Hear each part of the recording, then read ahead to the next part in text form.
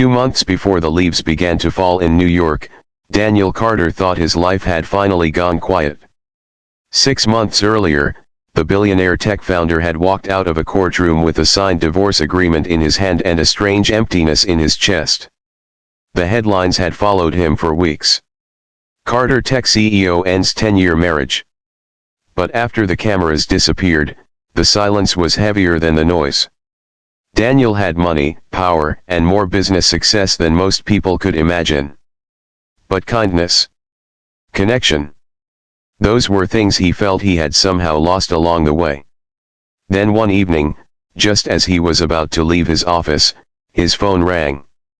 The voice on the other end said something that made his world stop. "Sir, a woman just gave birth at St. Mary's Hospital. She named you as the father." Before we continue, take a moment to support stories that remind us how powerful kindness can be. If you enjoy meaningful storytelling, please like this video, subscribe to our channel, Kinkoi's Corner, and share your thoughts in the comments. Your support helps us bring more stories that inspire compassion and hope. Now, let's continue. Daniel Carter stared at the phone long after the call ended. "This must be a mistake," he muttered to himself. He couldn't remember anyone who might say such a thing. His life for the past year had been painfully simple: work, meetings, long nights at the office, and quiet dinners alone in his apartment overlooking the Hudson River. Still, something about the nurse's voice had sounded serious and tired.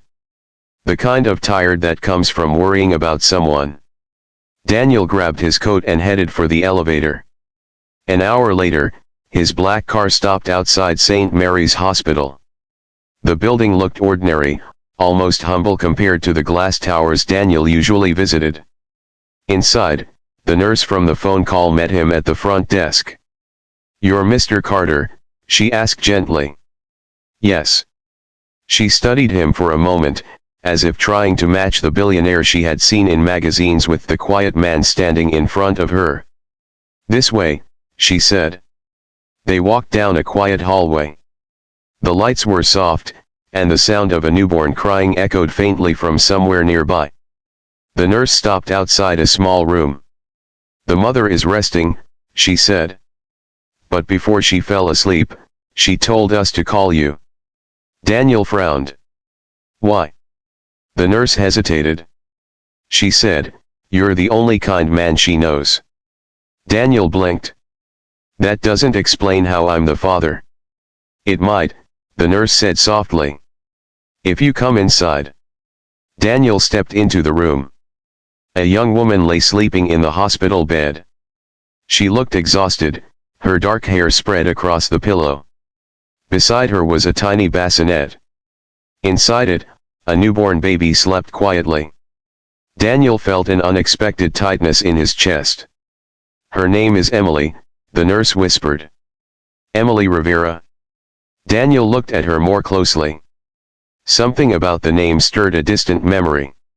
"Emily," he murmured. Then suddenly, it came back. 6 months ago. A rainy night. Daniel had been driving home after another brutal day at work. Traffic was backed up for blocks when he noticed a woman sitting on a bus stop bench, soaked from the rain. She looked pale. Weak. People walked past her, umbrellas held high, eyes fixed ahead. But Daniel had stopped the car. He remembered stepping out, holding his coat over her head. "Are you okay?" he had asked. She had shaken her head. "I'm just tired," she said quietly. Daniel had called a ride service for her and given the driver cash. Before she left, he handed her an envelope. It had $10,000 inside. "I don't need it," she said. "Yes, you do," Daniel replied. "Just promise you'll take care of yourself." She had tried to thank him, but Daniel had already walked away. He never even asked her last name. And he certainly hadn't expected to see her again. Back in the hospital room, Daniel stared at the sleeping woman. "That was her," he whispered. The nurse nodded. "When she arrived today, She didn't have insurance or family with her, the nurse explained. But she kept repeating your name. Daniel looked at the baby. But why say I'm the father? The nurse smiled gently.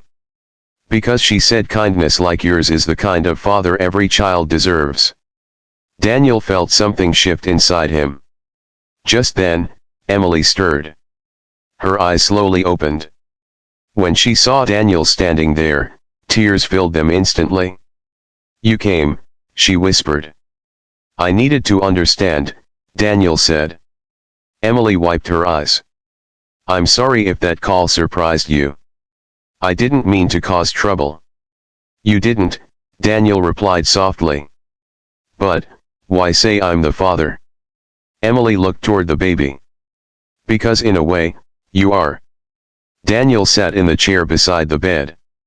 6 months ago, when Daniel gave her that envelope, Emily had been living in her car. She had lost her job. She was pregnant. And the baby's father had left as soon as he heard the news. That night, Emily said, her voice trembling, I was sitting in the rain because I didn't know what to do anymore. Daniel listened quietly. When you stopped and helped me, it changed everything. Emily explained that the money allowed her to rent a small apartment and start a new job at a local bakery. For the first time in months, she felt safe. And every time I thought about giving up, she said, I remembered what you did for a complete stranger. Daniel felt his throat tighten. So when the nurse asked who the father was, Emily continued, I said the name of the person who gave this child a chance to exist. Daniel looked down at the sleeping baby. He had built companies worth billions. But this was different. You didn't have to do that, he said gently. Emily smiled faintly. I know. Silence filled the room for a moment. Then the baby began to cry. The nurse lifted the tiny bundle and carefully placed her in Emily's arms. She's beautiful, Daniel said quietly. Emily looked at him. Her name is Grace. Daniel smiled. Grace Carter Rivera, Emily added softly. Daniel laughed in surprise. You gave her my name.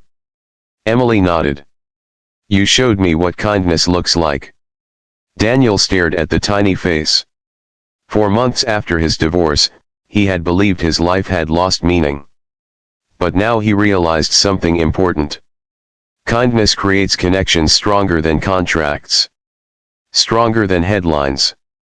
Stronger even than family ties sometimes. Daniel stood up and walked closer. Emily, he said gently, you don't have to face this alone. She looked confused. What do you mean? I mean, Daniel continued, Grace deserves a future full of opportunities. Emily's eyes widened. I'm not asking for charity, she said quickly.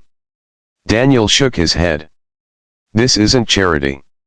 It's responsibility. Responsibility.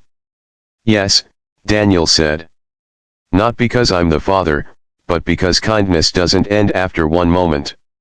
Over the next few weeks, Daniel quietly helped Emily find a better apartment and childcare so she could continue working. He didn't make headlines.